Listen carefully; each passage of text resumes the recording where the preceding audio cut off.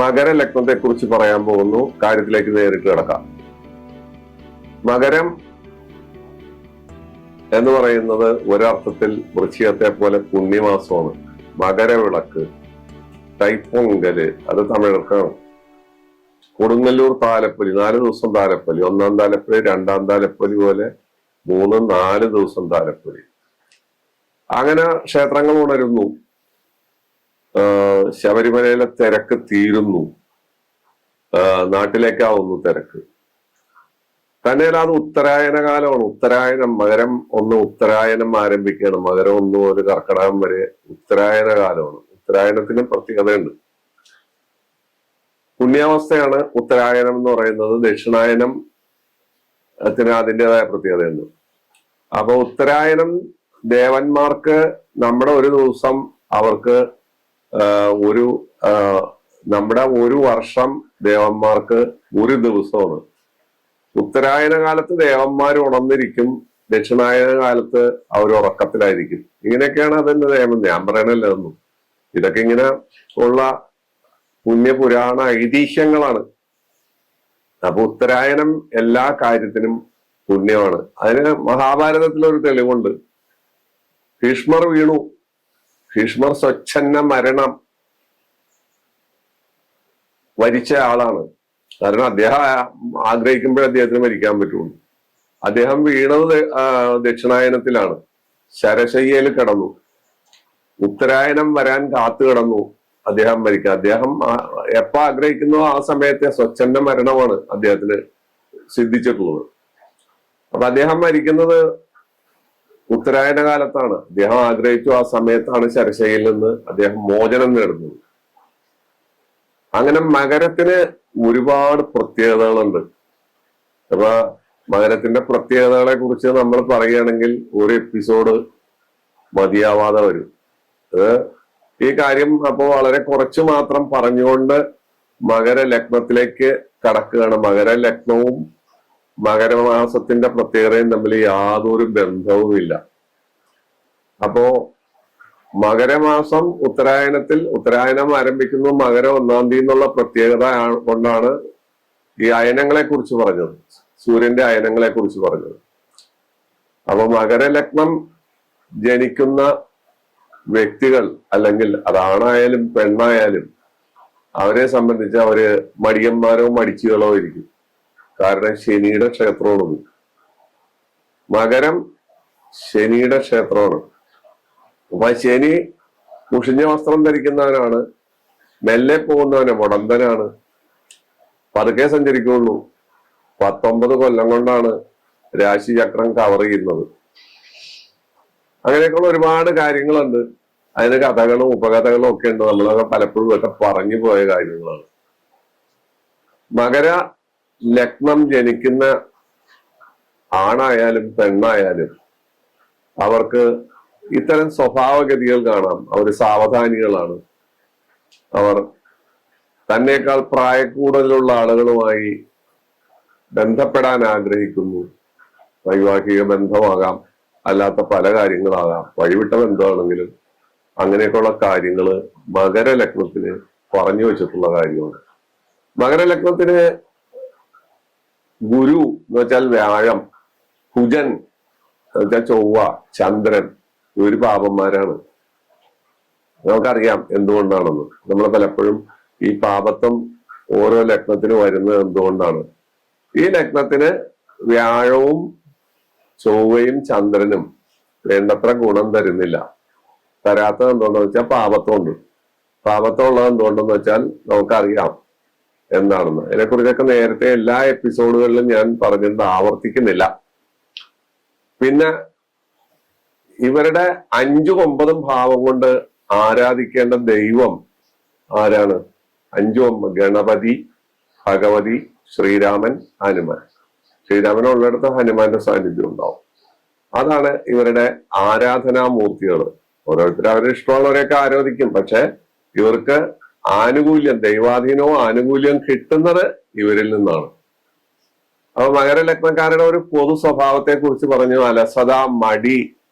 എന്നാൽ ഇവര് ബുദ്ധിമാന്മാരും കേമന്മാരും കാര്യങ്ങൾ ഗ്രഹിക്കാൻ കഴിവുള്ളവരും വൈര്യ നിര്യാതന ബുദ്ധിയുള്ളവരും ആകാരത്തിൽ സാമാന്യം എബവ് ആവറേജ് പൊക്കവും വണ്ണവും ഒക്കെ ഉള്ള ആളുകളായിരിക്കും.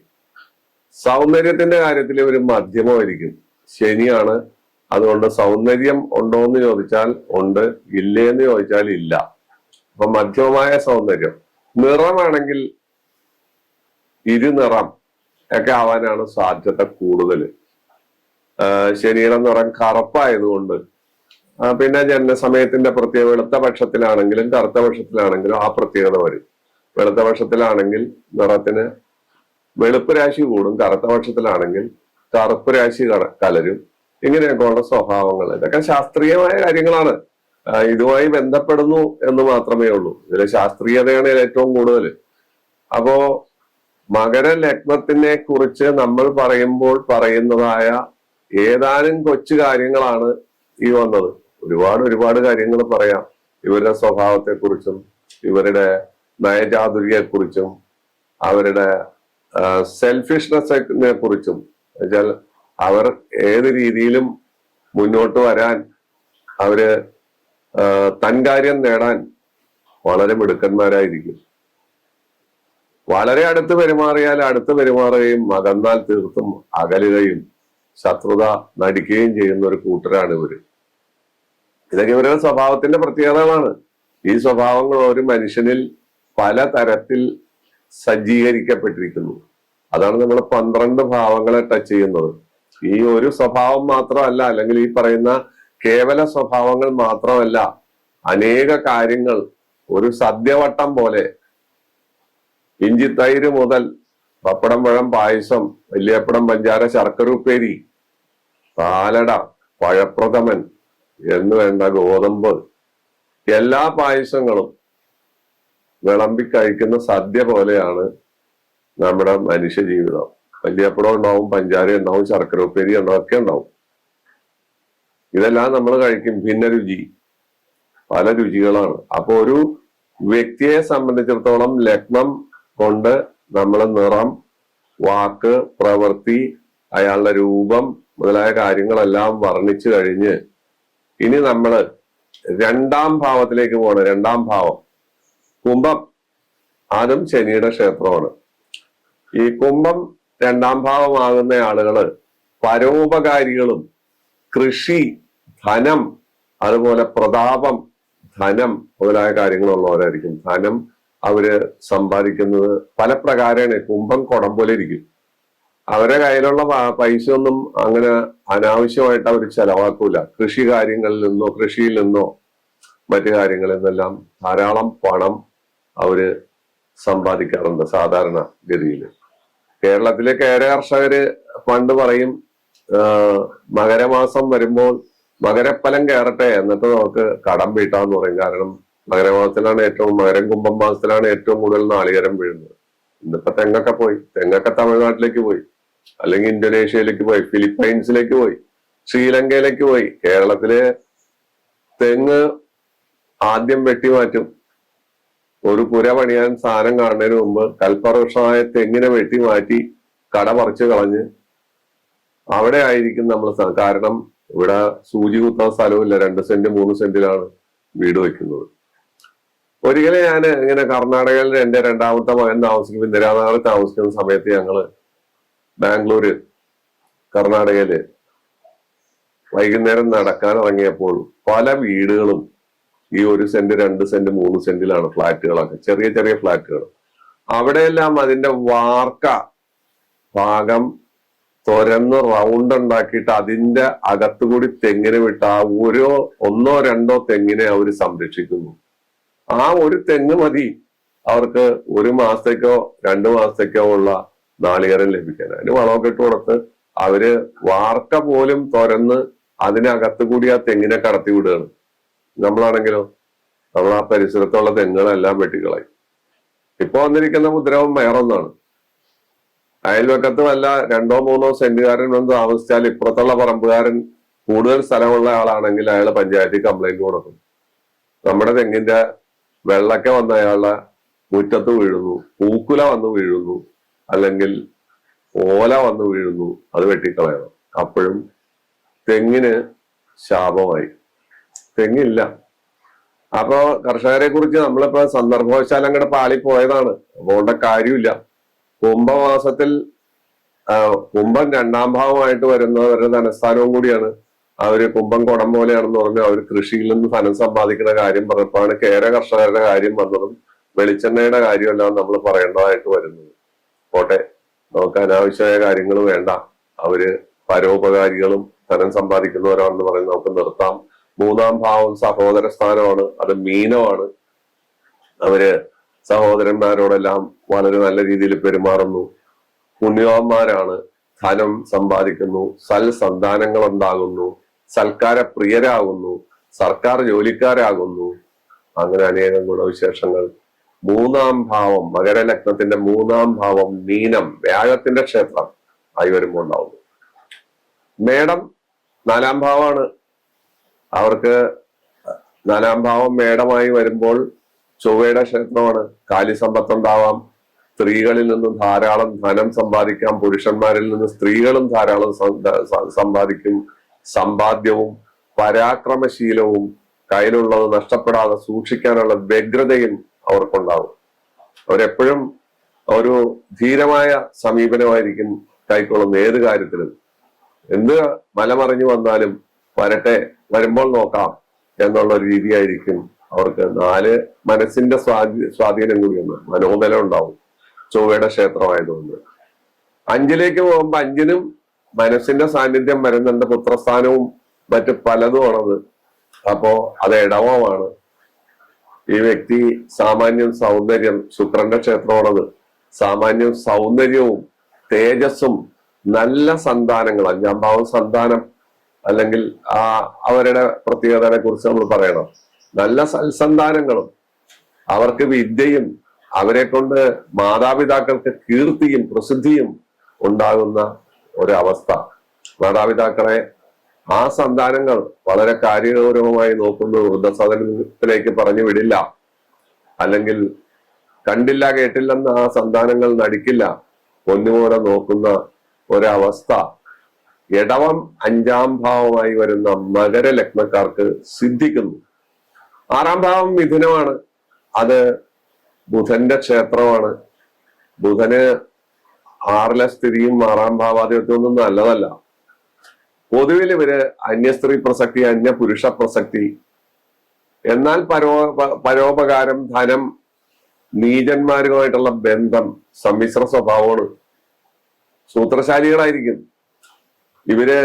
സാമാന്യം വിദ്യാഭ്യാസം ഉണ്ടാവും, കണക്ക്, ചാർട്ടേഡ് അക്കൗണ്ടന്റ്, അതുപോലെ അധ്യാപക വൃത്തി, ശാസ്ത്രീയമായ പഠനം മുതലായ കാര്യങ്ങളിലെല്ലാം അവരുണ്ടാകും. പക്ഷെ ഇവരുടെ സ്വഭാവത്തിൽ ഈ പറയുന്ന ചില വ്യതിയാനങ്ങൾ ആറാം ഭാവം മിഥുനമായി വരുന്ന മകരലഗ്നക്കാർക്ക് കണ്ടുവരാറുണ്ട്.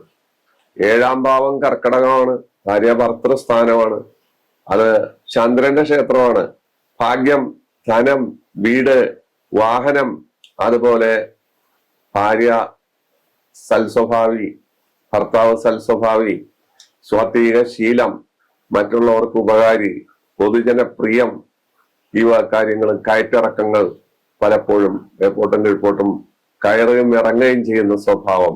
ഏഴാം ഭാവം മകരത്തിന്റെ കർക്കടകം, ഏഴാം ഭാവം അവരുടെ ഭാര്യാഭർത്തൃസ്ഥാനമാണ്. വിവാഹബന്ധം, അതിനെക്കുറിച്ചാണ് നമ്മൾ ചിന്തിക്കുന്നത്. അത് ഈ പറയുന്ന രീതിയിൽ വളരെ എളുപ്പത്തിൽ നടക്കുന്നു. അത് നല്ല ഭാര്യയും നല്ല ഭർത്താവുമായി അവർ ജീവിക്കുന്നു. ദീർഘ സുമംഗലി യോഗം ഉണ്ടാകുന്നു. അതൊക്കെ ജാതകത്തിൽ മറ്റു കാര്യങ്ങൾ മര്യാദക്ക് നിൽക്കണം, മറ്റു ഗ്രഹങ്ങളും കാര്യങ്ങളും ഒക്കെ ദോഷങ്ങളില്ലാതെ നിൽക്കുകയും കൂടി ചെയ്യണം എന്നൊരു വാക്ക് ഇതിനകത്തുണ്ട്.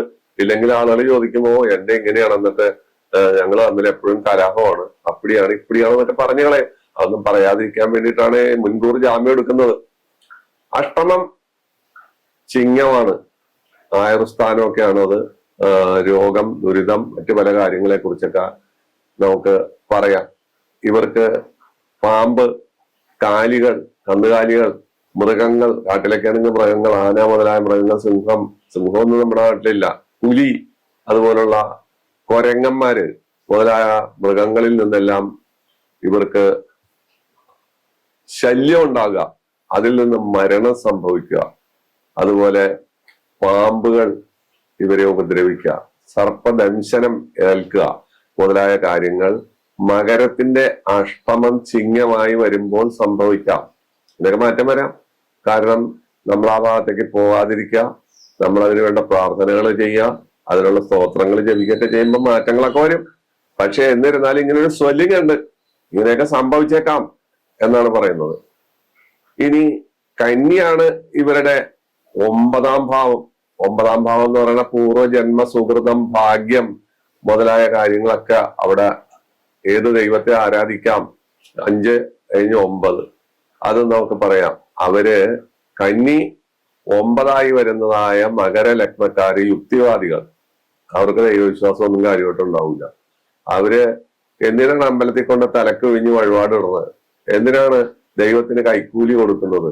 എന്തിനാണ് ക്ഷേത്രത്തിൽ പോയി ചന്ദനം തൊടുന്നത് എന്നൊക്കെ അവര് ചോദിച്ചു കളയും. പക്ഷെ ഉള്ളിന്റെ ഉള്ളിൽ ഇവരൊരു കപടതയുണ്ടാവും. ഇവര് രഹസ്യമായിട്ട് നമ്മുടെ സന്ദേശം സിനിമയിലെ കുമാരമുള്ള സാറിനെ പോലെ പെരുമാറിക്കളയും. അവരുടെ കാര്യത്തിന് വേണ്ടി അവര് ആപത്ത് വരുമ്പോൾ കുമാരമുള്ള അമ്പലത്തിൽ ചെല്ലും. പുറത്ത് ആളുകളെയൊക്കെ സഖാക്കളെയൊക്കെ ആഹ്വാനം ചെയ്യും. അമ്പലം വേണ്ട, ദൈവം വേണ്ട, വിവാഹം വേണ്ട എന്നൊക്കെ പറയുമെങ്കിലും അവര് തൻ കാര്യം വരുമ്പോ മാറിക്കളയും. തന്നെയല്ല, ഇവര് പൊതുവിൽ നീചബന്ധം കൈക്കൊള്ളും. നീചരായ വ്യക്തികൾ, ആണായാലും പെണ്ണായാലും നീചബന്ധം ഇവരെ സംബന്ധിച്ചിടത്തോളം ഒരു പ്രധാന ഘടകമാണ്. ഇനി 10 തുലാമാണ്, കർമ്മഭാവമാണത്. അവര് തുലാം എന്ന് പറയുന്നത് തുലാസാണ്. തുലാസിലിട്ട് തൂക്കിയ പോലെ കച്ചവടക്കാര്, വലിയ വർത്തകര്, കച്ചവടക്കാര്, നയതന്ത്ര വിദഗ്ധന്മാര്, പൊതുപ്രവർത്തകര്, ധനകാര്യ സ്ഥാപനങ്ങളിൽ ജോലി ചെയ്യുന്നവര്, സ്വർണ്ണ കച്ചവടക്കാര്, അതുപോലെ പഞ്ചസാര വ്യാപാരികള്. പഞ്ചസാര ലോബിയുണ്ട്, അത് മഹാരാഷ്ട്രയിലാണുള്ളത്, കേരളത്തിലല്ല. അതുപോലെ രാഷ്ട്രീയത്തിൽ ഔന്നത്യത്തിൽ എത്തുന്നവര്. ഇതെല്ലാം മകരത്തിന്റെ 10ാം ഭാവം തുലാമായി വരുമ്പോൾ കണ്ടുവരുന്ന കാര്യങ്ങളാണ്. ഇനി 11ാം ഭാവം, അത് ലാഭസ്ഥാനം വൃശ്ചികമാണ്. ആ ലാഭം ഉണ്ടാക്കാൻ വേണ്ടി വൃശ്ചികമായതുകൊണ്ട് അവര് കപടതകൾ കാണിക്കുകയും വഞ്ചനാ സ്വഭാവം കാണിക്കുകയും വാക്കും പ്രവൃത്തിയും രണ്ടായിരിക്കുകയും ആളുകളെ തമ്മിൽ തല്ലിക്കുന്ന ഏഷണി സ്വഭാവങ്ങൾ ഉണ്ടാക്കുകയും ചെയ്യുന്നു. അത് 11ാം ഭാവം, മകരത്തിന്റെ 11ാം ഭാവം വൃശ്ചികമായി വരുമ്പോഴാണ്. അവരുടെ വാക്കുകൾ അവർക്ക് വേണ്ടി മാത്രമാണ്. ജനോപകാരത്തിനോ മറ്റുള്ളവരുടെ വേദനകളോ അവർക്ക് പ്രശ്നമല്ല. പൂച്ച എലിയെ പിടിച്ച് എലിയുടെ കണ്ണിൽ നിന്ന് ചോര വന്നാലും പൂച്ച വിടില്ല എന്നതുപോലെയാണ് അവരുടെ സ്വഭാവം. അവരുടെ ലാഭം, അവരുടെ കാര്യങ്ങൾ, അതിനുവേണ്ടി മാത്രമായിരിക്കും അവരുടെ എല്ലാ ചലനങ്ങളും, എല്ലാ നീതിബോധങ്ങളും. അതിനവര് ഒരുപാട് ന്യായങ്ങളോ അന്യായങ്ങളോ ഒക്കെ അവർ പറയും. ഇതൊന്നും നമ്മൾ വിശ്വസിച്ചോളന്നില്ല. ജനങ്ങളുടെ മുമ്പിൽ ലഭ്യരാവും, പരിഹാസ്യരാവും. കാരണം തൻകാര്യത്തിന് വേണ്ടി സെൽഫിഷ്നസ്, സ്വകാര്യ പ്രസക്തി എന്നുള്ള അവസ്ഥ വരുന്നത് കൊണ്ട് അങ്ങനെയൊക്കെ വന്ന് കൂടാം. അല്ലാതെ വരാം. ഇപ്പൊ വ്യാഴത്തിന്റെ ദൃഷ്ടി അങ്ങോട്ട് വന്നു കഴിഞ്ഞാൽ ഉപ്പ് മാറും. അങ്ങനെയുണ്ട്. അതും കൂടി നമ്മൾ മനസ്സിലാക്കണം. 12ാം ഭാവം ധനുവാണ്. അത് വ്യാഴത്തിന്റെ ക്ഷേത്രമാണ്. അത്തരക്കാർ വ്യയസ്ഥാനമാണ്. കിട്ടിയത് തിന്നു തീർക്കുക, തിന്നു മുടിക്കുക, അല്ലെങ്കിൽ കുടിച്ചും മതിച്ചും രസിച്ചും ജീവിക്കുക, അത് വ്യയസ്ഥാനമാണ്. അപ്പൊ അങ്ങനെ വ്യയസ്ഥാനം വരുമ്പോൾ ധനു 12ാം ഭാവം വരുമ്പോൾ വഞ്ചന, ചതി, ചൂതുകളി, ചീട്ടുകളി. പുരുഷന്മാരാണെങ്കിൽ പരസ്ത്രീ ബന്ധം, സ്ത്രീകളാണെങ്കിൽ പരപുരുഷ ബന്ധം. അതുപോലെ ധനവയം ഏത് പ്രകാരത്തിൽ വരുന്നു എന്ന് അവർക്ക് തന്നെ അറിയില്ല. വ്യാഴത്തിന്റെ ക്ഷേത്രമാണ് ധനു എങ്കിൽ പോലും മകരത്തിന്റെ 12ാം ഭാവമായി വരുമ്പോൾ, വ്യയസ്ഥാനമായി വരുമ്പോൾ ഇങ്ങനെയുള്ള വ്യത്യാസം വരുന്നു. ഇതാണ് മകരലഗ്നത്തിന്റെ ലഗ്നം മുതൽ 12 ഭാവം വരെയുള്ള സ്വഭാവവിശേഷങ്ങൾ. ഈ സ്വഭാവവിശേഷങ്ങൾ മാറി മറിഞ്ഞും ഒളിഞ്ഞും തെളിഞ്ഞും ഒരു വ്യക്തിയിൽ കാണാം. കേട്ടിറക്കങ്ങളുണ്ടാവും. മാറ്റങ്ങൾ ഉണ്ടാവും. ചിലപ്പോൾ മകരലഗ്നക്കാരൻ പരമസാത്വികനായിരിക്കും. പക്ഷെ പരമസാത്വികനാണെങ്കിലും ജീവിതത്തിന്റെ ഏതെങ്കിലും ഒരു സ്റ്റേജിൽ ഈ പറയുന്ന ഭാവങ്ങൾ കടന്നു പോകും. കാരണം ശുക്രദശ കഴിഞ്ഞാൽ ആദിത്യനാണ് വരുന്നത്. ആദിത്യദശ കഴിഞ്ഞാൽ പിന്നെ ചന്ദ്രൻ, ചന്ദ്രൻ കഴിഞ്ഞാൽ ചൊവ്വ, ചൊവ്വ കഴിഞ്ഞാൽ രാഹു. ഇങ്ങനെ ദശകൾ മാറും. തന്നെയല്ല, ഈ 12 ഭാവങ്ങളിൽ നിൽക്കുന്ന ഗ്രഹങ്ങളുടെ നിൽപ്പ്, നോട്ടം, അവരുടെ ബലാബലങ്ങൾ, ഇതെല്ലാം ഒരു മനുഷ്യന്റെ സ്വഭാവങ്ങളെ വളരെയധികം അങ്ങോട്ടും ഇങ്ങോട്ടും മാറ്റിമറിക്കാം. പക്ഷെ ഒരു ലഗ്നത്തിന് അതിൻ്റെതായ സ്വഭാവവിശേഷങ്ങളുണ്ട്. അതിന്റെ 12 ഭാവങ്ങൾ തരുന്ന ഫലങ്ങളുണ്ട്. ആ ഫലങ്ങളാണ് നമ്മൾ അനലൈസ് ചെയ്യുന്നത്. അതിൽ ഇത്തരം പ്രക്രിയകൾ കണ്ടും കേട്ടും നമുക്ക് മനസ്സിലാക്കാൻ സാധിക്കും. ഒളിഞ്ഞും തെളിഞ്ഞും ഇത്തരത്തിലുള്ള കാര്യങ്ങൾ ഇതിൽ വരികയും പോവുകയും ചെയ്യും. പിന്നാമിനിങ്ങിന്റെ നുറുങ്ങുവട്ടം പോലെ സ്വഭാവത്തിന് അനേകം വ്യതിയാനങ്ങൾ വരികയും അത് മിന്നി മറയുകയും ചെയ്യും എന്നുള്ളതാണ് ഈ ലഗ്നത്തിന്റെ പ്രത്യേകത. ഈ ലഗ്നത്തെ കുറിച്ച് ഇത്രയെല്ലാം പറഞ്ഞു. ഇതെല്ലാം നിങ്ങൾ കേട്ട് രസിച്ച് നിങ്ങൾക്ക് മനസ്സിലാക്കാൻ സാധിച്ചു എന്ന വിശ്വാസത്തോടുകൂടി തൽക്കാലം വിട പറയുന്നു. എല്ലാ ബുധനാഴ്ചകളിലും എല്ലാ ഞായറാഴ്ചകളിലും നമുക്കിതുപോലെ പ്രയോജനപ്രദമായ കാര്യങ്ങളുമായി കണ്ടുമുട്ടാം. നന്ദിയുണ്ട്.